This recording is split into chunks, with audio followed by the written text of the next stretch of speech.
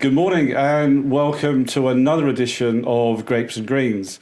And I'm really excited because this brand and this man to my left here has been at the top of most golfers' inbox, I would say. I'm delighted to have Neil Howie from McLaren Golf. Neil, hello, welcome. Been a while, mate. It's been a long time. We were just saying how long we've known each other. God, you were working for TaylorMade. Yes. I was working for the PGA. You were driving down the motorway. I remember, yes. like a bit of heavy metal. I remember back in the day, and we got to, I think it was an assistance event, and you were like getting the balls out and getting the clubs out and just talking. I mean, just after a career from there. Just after the dinosaurs. So it was a long time ago, but yes. Yeah, there's a lot of water passed under the bridge since then. Yeah, mate, absolutely, yeah. No, but thanks for coming on the Grapes and Greens. I think people are growing to understand that Grapes and Greens is about industry. It's about the people in the industry. Yeah. We've both been in the industry for like 40 years, which is crazy, really, yeah. isn't it? So, but I love the passion that people have got, like you coming out of retirement and back into it. But I also love what's happening with disruptors and people coming and taking golf to a whole different level since the pandemic. Yes. This is really exciting. Well, it's been crazy, hasn't it? Yeah. I mean, the boom in golf since then. And we've seen the whole kind of simulator business that has just gone bonkers since. I saw yesterday there was a McLaren bag in Drivebox. That's right. Well, we're actually going to be doing something activation-wise at Silverstone with Drivebox. Yeah. So we had them on 2 weeks ago. That's right. And they're two great guys. Yeah, they are. Really good guys. Yeah. And they said to me they were going to do something at Silverstone. And I was like, well, it makes sense. It makes total sense, yeah. Well, as soon as we found out about it, we thought, no, we've got to get involved in that. That's fantastic. No, it's good. See, it all comes together. Yeah, I know. It all comes together through Grapes and Greens. There you go. Fantastic. Very good. But we always start with a wine story. Okay. You like a drop of red. Yes, I do. Yeah. Yes. Yeah, I think most people, certainly in the era that we were growing up in golf, was definitely a drop of red, wasn't there?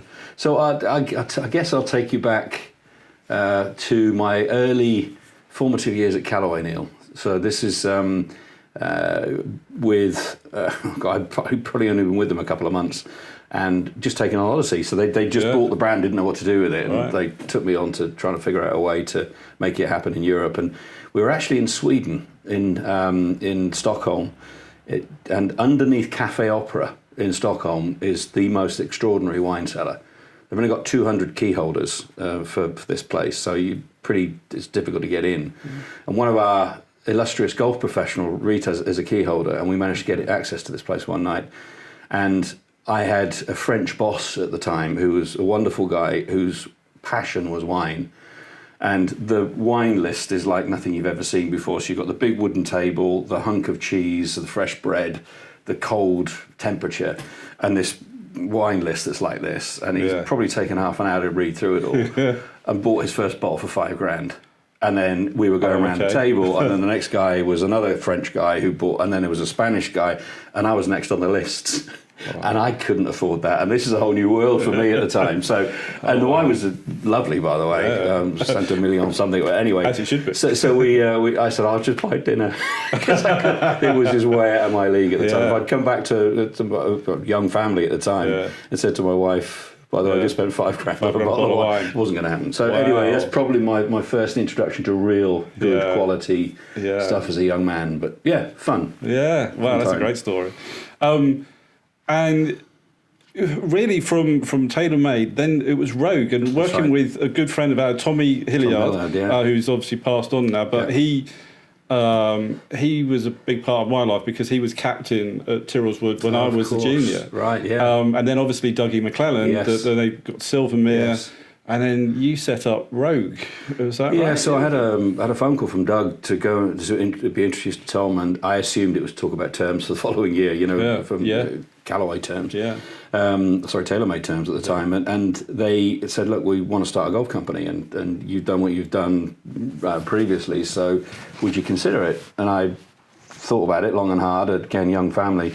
I thought, God, the opportunity to actually create something from nothing is just too good an opportunity to miss. So came up with his name, came up with the concept, and honestly, Neil got involved in everything from logo design to product design to product sourcing. And it developed into something quite special. We had a distribution company, so we looked after Sun Mountain golf bags, amongst others, as well as creating this Rogue brand.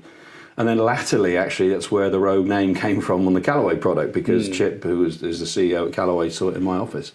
So it's amazing how these things kind of go around. But to have the opportunity to start something all over again, as I was able to do at Rogue, I never thought that would happen in my grand old age. So this has been, it's been quite an exciting trip down memory lane almost. What got you? I mean, because you were a decent player, weren't you? As an amateur, you were a pretty good player. I remember. Amateur, good amateur. Yeah. And keen, and obviously want to get into the golf industry. Yes. But what made it about clubs? Why clubs and equipment especially? I think I was sponsored to play as an amateur for a couple of years, and I was selling sand and gravel actually for my sponsors latterly, and the thought that I could actually get up in the mornings and talk about something in which I had a vested interest, essentially talk the same language as the people I'm selling to. So use the sales skills that you developed from selling in a completely different industry, and then encompass that with a sport that you love, was just a dream come true, Neil, to be honest. So, I'm very privileged to have been, so I would have been, 22, 23 when that happened. And I'm 63 now, so to your point, is 40 years of involved in golf. So, and I think it's just to see again the evolution of product from those early days to now as well has been quite exciting to be a part of, actually. Huge. And so Rogue, as you said, like build that up. Had obviously a very close connection with Tom and Dougie, and obviously Silvermere backing and getting a lot of traction, and then Callaway. Yeah, I had a phone call. I mean, we were Tom was going through a divorce at the time. Yeah. So and I had at the same time had an offer from Callaway saying run Odyssey for us. And so I said to Tom, look, with your blessing, is that? And he said, no, absolutely, you've got to do it. Young family again, and all that. So and the Odyssey brand was just a phenomenal opportunity, mate. Where they literally had bought it, didn't know really what to do with it. Yeah. It was on a huge growth curve.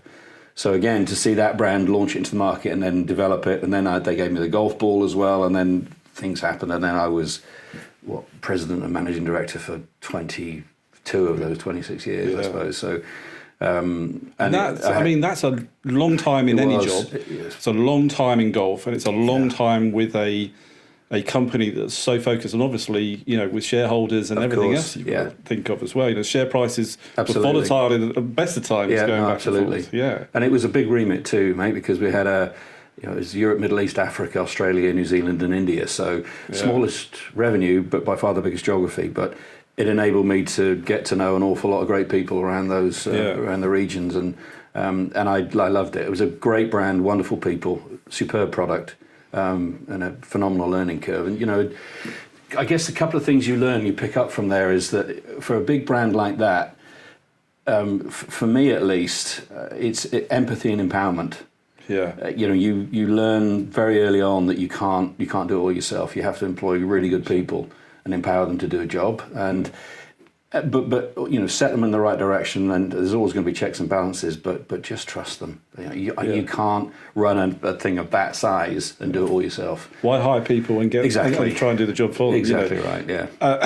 I learned from so many club managers, especially in the States, whose job really was to get the best people in the best roles and let them just do their job. Absolutely right. Because at the end of the day, I've had executive chefs work for me who are brilliant. I would burn a salad. Yeah. But at the end of the day, what I need to do is support them, but at the same time just go, actually, are we going to waste all that? Yeah. Are you sure that's going to? And just ask the questions. It's a bit like with greenkeepers as well. I want all this. I go, okay, fine. Yeah. But what are we going to get? Yeah. At the end of the day, could you do it with half of that and still produce? No, absolutely. Ask the questions that need to be asked. Quite right. Before you go, because at the end of the day, you're in charge of the bottom line, aren't you? Yeah. P&L it's all about results. It is, but so much of it is about attitude too. And one of the catchphrases that I kind of introduced very early on, and we had coasters made out of this thing as well, was hungry and humble. Yeah.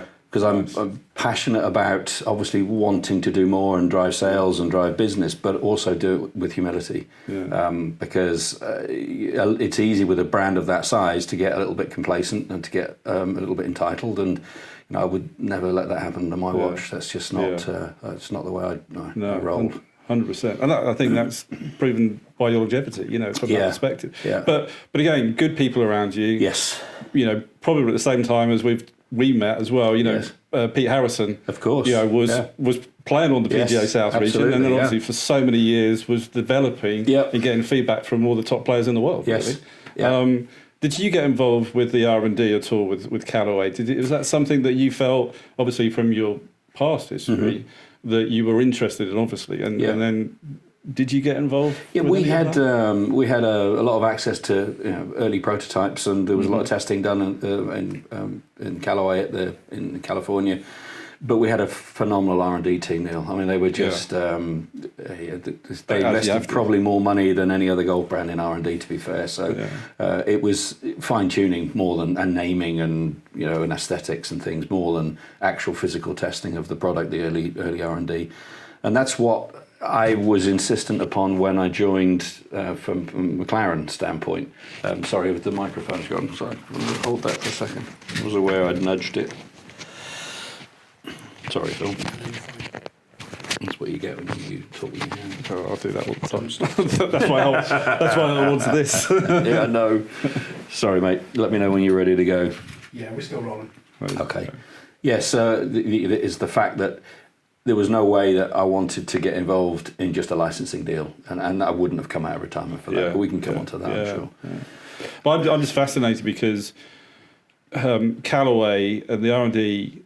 How long does it really take? So you've got a new product. Yeah. How long is that before it actually hits the market, do you think? You're always like 2 or 3 years beforehand? Yes, it depends on the product, but it can be anything up to 3 years in development. Yeah, so you kind of know where you're going. By the time you've done all the prototype testing and then retesting, the patent applications as well, especially on metalwoods, that's an absolute minefield. It's a good anywhere between 18 months and 3 years, I'd say, in development. And it would appear that, again, the younger golfers coming into the market and the newer golfers, because of social media and because of tech and because of AI, they seem to be much more knowledgeable as well. Yeah. So it's all there. I mean, some of the stats that have come out, from McLaren and Justin playing in his first, it's like, what? Yeah, I know. Where did you get that from? What does that actually mean? It's extraordinary. Back in our day, does he hit it all right? Oh, he hits it left to right. Okay, we'll tweak it a bit. Exactly, that's exactly right. No, and you're right. They're so much more tech savvy, and the information available now is so much greater. And then obviously all the influencers and all the testing that's done. It's just so different from back in the day, and it's it's been fascinating to watch that curve.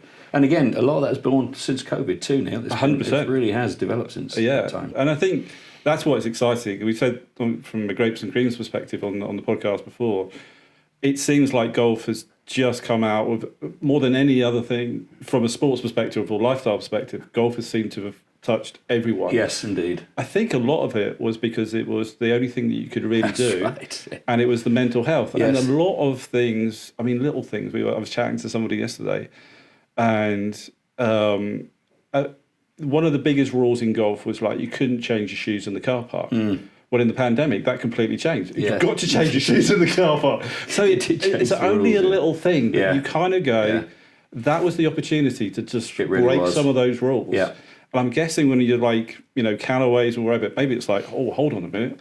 There's a big gravy train here. Let's go for it. Honestly, mate, I can remember when it first was announced, our share price went to about $4 because no one knew what was going to happen. There was this like minor terror about, well, my God, is the whole world going to implode? And we were told to essentially put together an Armageddon forecast because what happens if and then actually what transpired is completely the opposite. And everyone got involved, and to your point, it was one of the few sports you could actually engage in safely. And what everyone was in golf was somewhat concerned about was that there would then be the inevitable drop-off. Hasn't really happened. And that's been really encouraging to see. Because so my youngest son is fashion designer. Right. Never thought about golf at all, really. His brother was a really good golfer. Yeah. It's like, his brother's doing it now. Yeah. If he's good at that, I'll do something else. now all of a sudden he works for Mango, and Yeah. he's head of outerwear, and he's also looking at performance. Right. And this is all kind of, so the first time he rings me up and says, "Dad, this golf stuff." Yeah. You know, like, and he's like, he would have never talked about golf before, Yeah. but suddenly Fashion Group, and we've seen it with Melbourne and Yes, all these indeed. other Yeah, people. yeah, very much like And so you're getting celebrities Yes. now going, well, this is cool. So fashion brands who have obviously got Yes. rather like Callaways and Yes. McLarens of this world, where they've got big budgets, Yes. are actually throwing at it because suddenly you've got all these people. Yeah. And it was a bit like with Drivebox. Yes. You know, two investors. I'm going like, you could have invested in anything. Yeah. Why have you invested in golf? He said, like, because the reach is so much bigger Yes. in the demographic Right. that already spends X amount of money. If we create another £1,000 per person, that's a hell of a lot of money. Yes, indeed. Yeah. Yeah. Makes So complete it's really sense. interesting. Yeah, it has. It's all sorts of brands have spawned from Yeah. over the last couple of years. I agree with you. And you would go to. I was at Silvermere a couple of weeks ago upstairs, and Terry's got With this Terry, elevated store. And some of the brands in there are all brand new, but there's some stunning stuff. Stunning stuff. So it's And not really typical well golf. made, really different. Indeed, yeah. And the well, I love Melbourne really because not that I really would look good in it. I think I'm a bit too old for that. But I love the things they're doing around Yes. golf. So like the house at Augusta, and then they're doing a house at Shinnecock Hills for nice. the Yeah. and you just feel like that's really cool. Yeah, So it's- again, you're looking at that on Instagram now, going, oh wow, That's a different. I want to way buy of- their gear. I want to go and play Yeah, golf. indeed. Yeah. And I think that's clever. Yeah. And that kind of brings us on to McLaren. Yes. Because, Formula One, Yeah. McLaren. I actually read Zach Brown's autobiography on holiday in January. I went to Marrakesh, my wife and I, never been to Marrakesh. I read it like on the plane, Yeah. couldn't put it down, Yeah. thinking this is really interesting. Oh, it's a hell of a backstory, isn't it? Yeah, Yeah. it is. And then suddenly, literally get off the plane a couple of weeks later, and there's you launching, well, McLaren are coming into golf. Like, what's this? Wow. But again, a massive brand Yeah. that is coming into golf, and not only as past sort of companies have done, where we'll play with it and we'll underwrite it or whatever. Yeah. They're actually going, right, we've got the engineers, we've got the equipment, we're keen on golf, Yeah. we're going to bring in yourself Yeah. and all the engineers Yeah. to do it properly. So Neil, this was I'd retired. To the point we made earlier, and there's only so many sunbeds you can sit on at any one time. So I was getting a bit itchy feet, and I had a phone call. Would I consult on a startup? I had no idea what I was going to talk about, and then it transpired that it was this. And I said, well, there's four main criteria that we have to tick here. One is that it cannot be seen as another licensing deal. To your point, that's been done before, and pretty much everyone has failed. Yeah. So McLaren needs to be very integrally involved in this. Yeah. It's not just another tick box. Secondly, is that we need player credibility. And the way this has been structured is that we've automatically got access to Ian Poulter and Justin Rose. Yeah. And Rosie could not be more perfect for the fact that McLaren is still perceived as a British brand.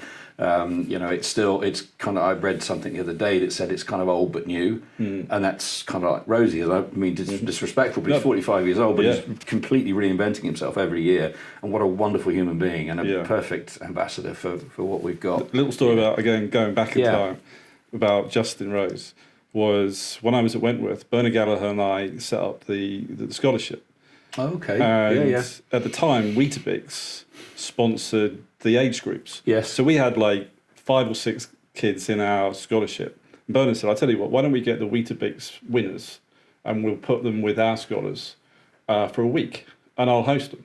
I said, what do you mean you'll host them? He goes, I'll put them up. And I'll speak to the lady captain. She's got a house on 18. We'll put them in. Okay, so you just got to do the admin, like sort the food out, make sure we got the tea times and stuff like that. It's like, sweet. Happy days, yeah. Justin Rose. Really? One of them. He won the under-14s. Okay. He came with his mum and dad. Yeah. And Bernard was there, obviously Ryder Cup captain at the time. It's like, right, you're staying with me. And you could see his face. I remember it's like, I'm staying with Bernard. That's really cool, yeah. And then, so I've seen that young boy turn into an elder statesman. Yeah. And as you say, what a gentleman, but also tremendous. what a brand ambassador, not only for McLaren, but MasterCard and all the others that you represent as well. Absolutely. Yeah, and so the player thing was important.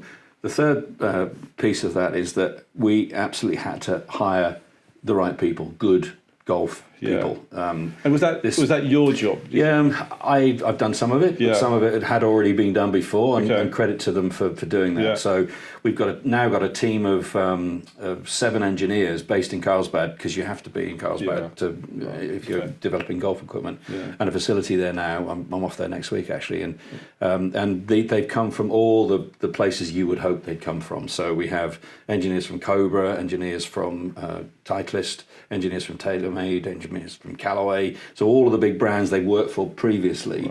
Right. And this pool of sort of golfing integrity, if you like, and knowledge, and this is where these clubs have come from. And that being the fourth thing is the product needs to stand on its own.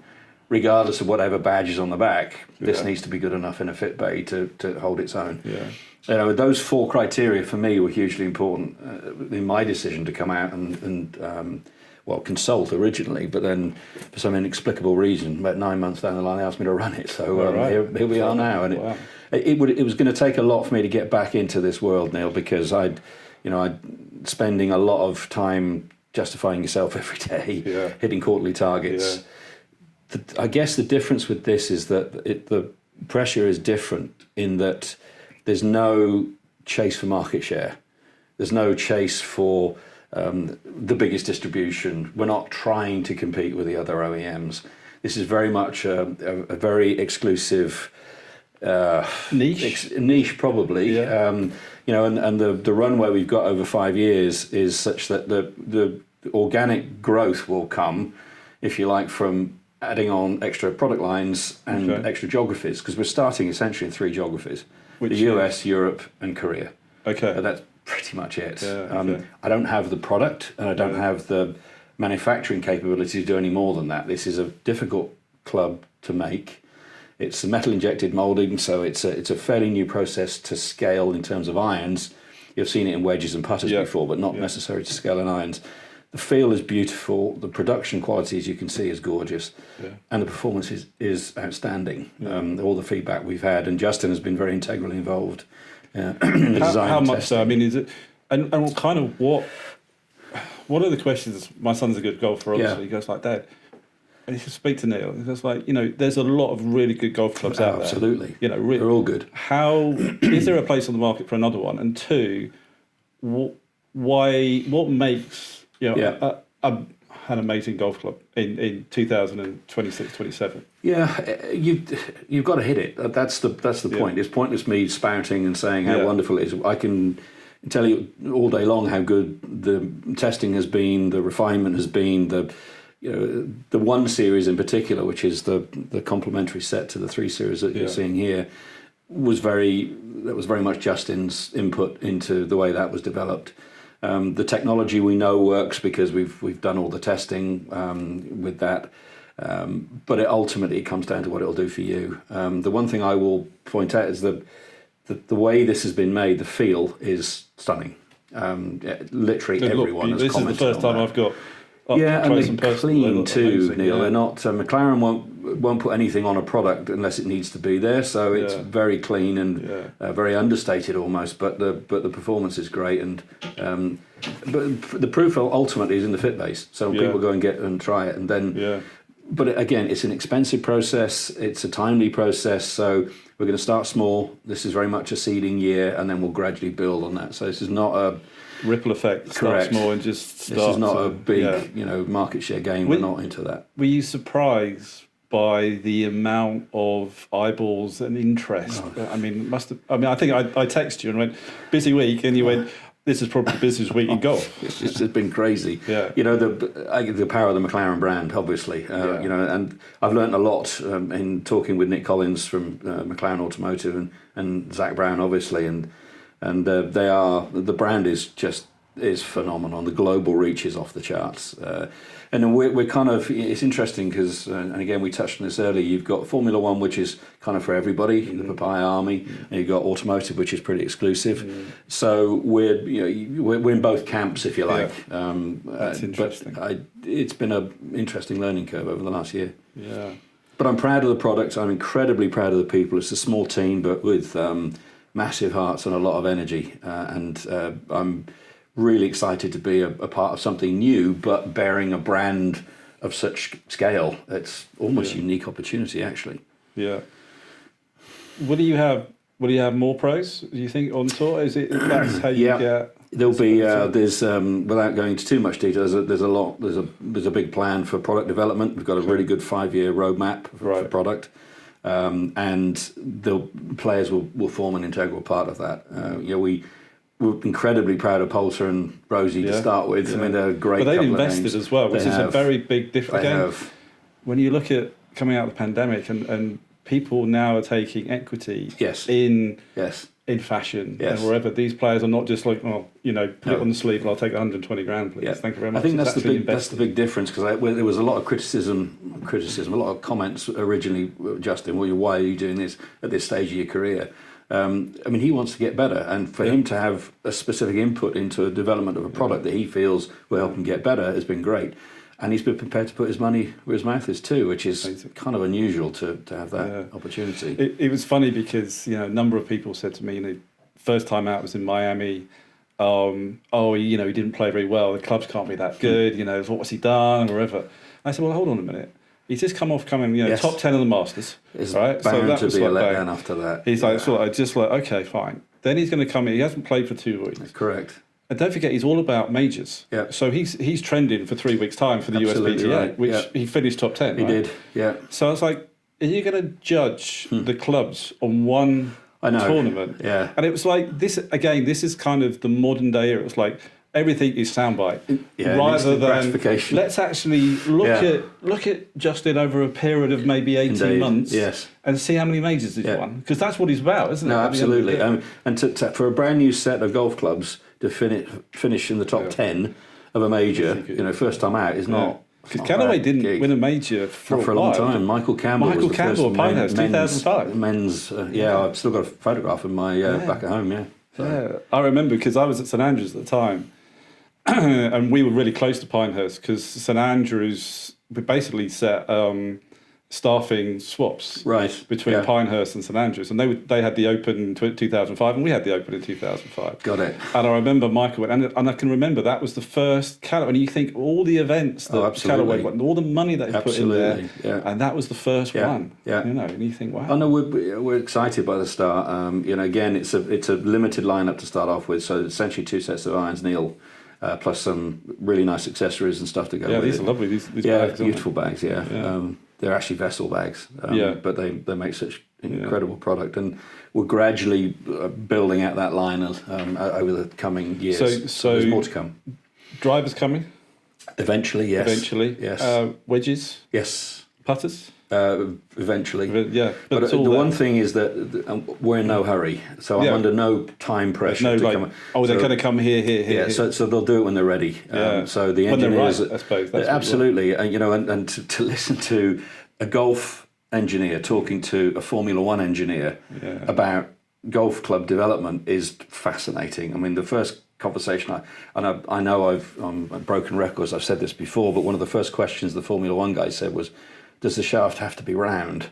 You're thinking, thinking that a golf engineer wouldn't necessarily have, but the aerodynamics and the material science that McLaren has in-house and has access to is like nothing I've ever seen before. Really? So to apply that logic to the development of a golf club with golf pedigree as well is kind of unique, and that's really what's exciting me about the development coming years. And I was actually thinking that I spent a year at Tottenham, which is very, very different from golf, and it's very tribal. Yeah, and McLaren is a tribe, isn't it? Yes, really? indeed. You see that high army. Do you see anyone else getting into golf? And do you see it's obviously very hard to break in, and it's quite risky as well, isn't it? It is, yeah. I mean, it takes a lot of money, it's a lot of time. It does. I like the fact that you're going to take it slowly. Yeah. Because I think you build the brand and you see it grow in the right direction. And as you say, you've got the exclusive. Yes. You've got the masses. Yes. And you kind of sit in the middle, which is interesting to try and guide. But also you've got some massive names because Lando plays golf. Yes, he does. Zach plays golf. Yeah, they do. Yeah. And so do they come talk to you about it as Yeah, well? How's yeah. it going? What are we doing? Yeah, absolutely. I bet they're really, they are. because- They're because very it's invested passion, in it. isn't Yeah, absolutely. And to answer your question, probably they've tried before. Yeah. I'm looking back over the history of car companies that have got involved. I mean, Williams tried it, if you remember, a few years ago. Yeah. Bentley did. Bentley's still making golf clubs, but I think you have to be a Bentley owner to Peter Lord. set. Yes, correct. Yeah. I've spoken to Peter a couple of times actually, so it's. I can see that there's the possibility, but again, I think those 4 boxes that I mentioned, if you tick those 4, you've got half a chance. But to your point, they're expensive and they're timely, and it's. And also, I think not easy when you've got the head guys who like to play golf. Yeah, there's that passion as well. There and is. I think you need a bit of passion. To do that. I was at the McLaren Tech Centre a couple of months ago, and Rosie came in, and Zach and Nick introduced Justin to the company, and the response was phenomenal. The whole McLaren ecosystem is behind it, and they, you look on the website now, and it's automotive, it's Formula One, and it's golf. So they are as invested as you would hope that they would be. So for all those reasons, I think it's got a great chance. I think that's great. We talked about engineering and bringing in somebody else's complete view of very different. We're very. That's what I liked about Tottenham. Yeah. Because I've been set so much in golf, and then suddenly you think about so many different other things that come into football. Yeah. And especially the R&D and everything else. Where's next? Where do you think it will be in 5 years' time? Yeah. I mean, yes, you've got a roadmap. There's but what excites you about that you might see that's a little bit different? Because you're bringing in engineers. That collaboration between Formula One and golf, I think, is kind of unique. And the access they've got, the computing kind of power, if you like, that they have access to, again, material science, aerodynamics. I'm just intrigued and fascinated to see what they're going to come up with, Neil. I really am. I'm going to see the first metalwood prototypes next week. Okay. But that is very early days, so there'll be a lot of fine-tuning to be done, a lot of patents to initiate. But when do you give a player that? Quite early. I mean, Rosie had access to the 1 Series very, very early on, and was fine-tuning them for probably 18 months prior to launch, actually, before I even started. So they'll certainly, from a shaping point of view, and to from a visual standpoint, we'll get it to them early. But we've got a lot of very good qualified engineers, very good golfers within the organisation as well. So that kind of helps from an early standpoint. But the testing is the important thing. Test, refine, test again, and so lots of that to go through. So that's what's exciting for me. Anyway. 100%. It's going to be good.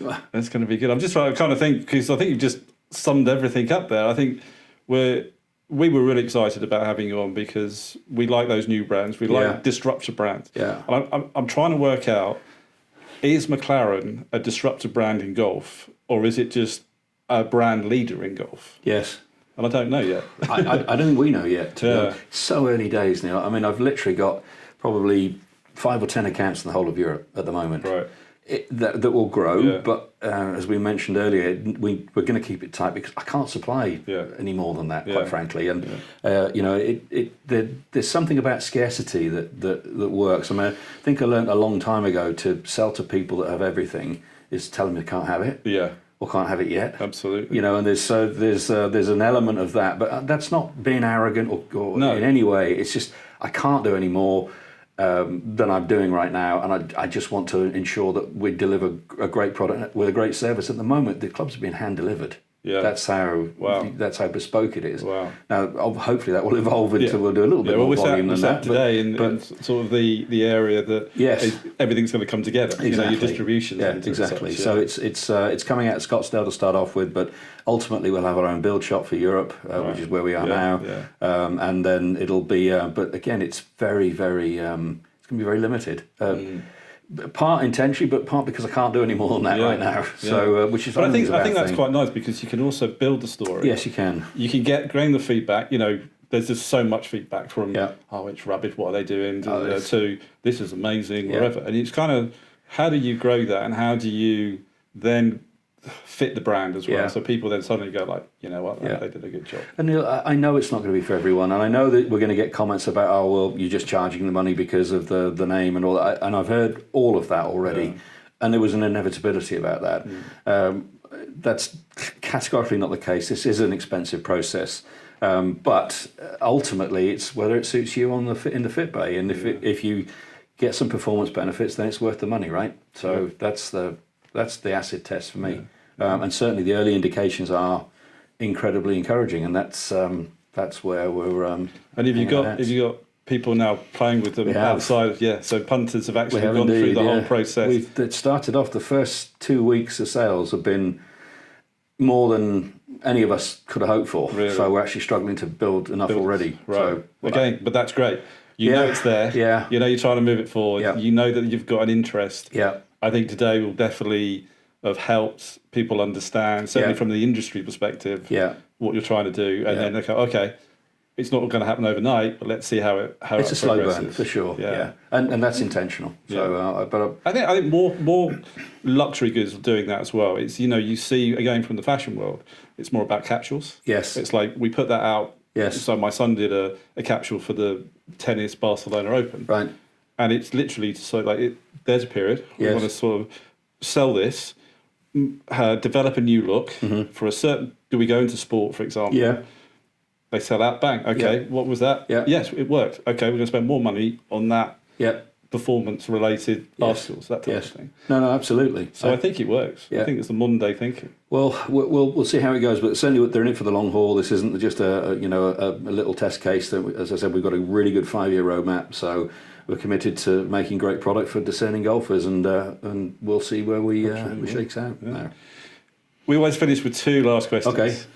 Okay. Golf lottery. Okay. If you won any amount of money, but you could only spend it on golf, I mean, like you've got a bit of a hobby here, really. What would you spend it on? Is there anything that you haven't done from a playing perspective, a travel perspective? I was privileged for about 15 years. We used to sponsor an event at Callaway at Pebble Beach. Oh yeah. So I actually was able to take 3 of my best retailers with me, and you play 5 ball. So you play with a different pro every day at Pebble and Spyglass and Monterey. I've been lucky enough to do that through another. It's lovely. It's so great. Yeah. I would enter a team in that again and go back because that is just the most extraordinary privilege to be able to wake up in the morning, and stay in the lodge and look out over Stillwater Cove, and that was just pretty cool. So I would do that again probably. That was just amazing. And I enjoyed it. I probably would go back, and with the couple of the teams that I took with me, we had some great laughs. Probably some wine as well. Yeah, there was a bit of that. Yeah, sure. They had a wine and cheese evening in Fairway 1 that was just special. Pretty good. And that's the thing with Grapes and Greens. It comes back to playing golf. Yeah. And then sitting down. Probably this is how McLaren Golf came about. Yeah. It's probably like, I tell you what, really good chat about golf. We should make our own golf club. Yeah. Get the wine out, get the cheese out. Oh, how do we do it? I know a guy. Oh, that little Howie, he'll come down. He'll do it. He'll have a glass of wine with you. So that'd be good. And then finally, you've got, you've played a lot of golf around the world. You've probably played some lovely places as well. Yeah. If you've got 1 round of golf left in your life, where would you play? Who would you play it with, and why? I'd probably have to go back to Pebble again because it was just remarkable. Sunningdale, Arwood, or Pebble, probably one of those two if I could choose, and I'd probably split golf in front 9 and back 9. So because I'd have my 2 sons, I'd have to say would join me. I'd have to have my daughter caddying as well because otherwise she'd feel she wanted to be part of that. And then someone, my old mate Keith Maxwell at Sunningdale, who just is great fun to play with.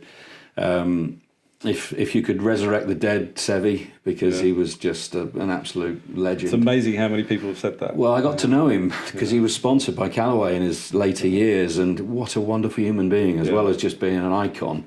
I can remember him coming into the Callaway offices once, and there was a guy who'd been actually one of Dean Wingrove at Wimbledon Park's members they paid for him to have a retirement present to get fitted for a set of Callaway golf clubs. He didn't know what he was coming for, so he was dressed in a suit and deck shirt, and he's hitting golf balls, sliding all over the place. And Pete Harrison was taking Seve around the building that day.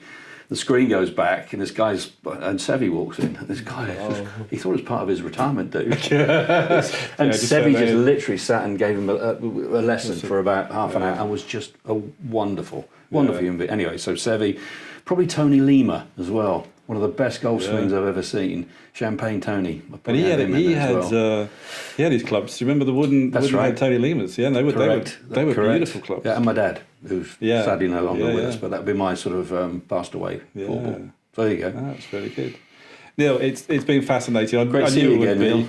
Lovely to see you. We'll definitely stay in touch. Please, We've let's do got, that wine, golf, cars, kind of come into that sort of lifestyle that we're looking for. Along at the same time, maybe. Yeah, maybe not, definitely not all at the same time, but they're all in that scope. But I haven't got my company car yet, but as and when I do, I'll come and pick. Yeah, come pick me up. Yeah, that's perfect.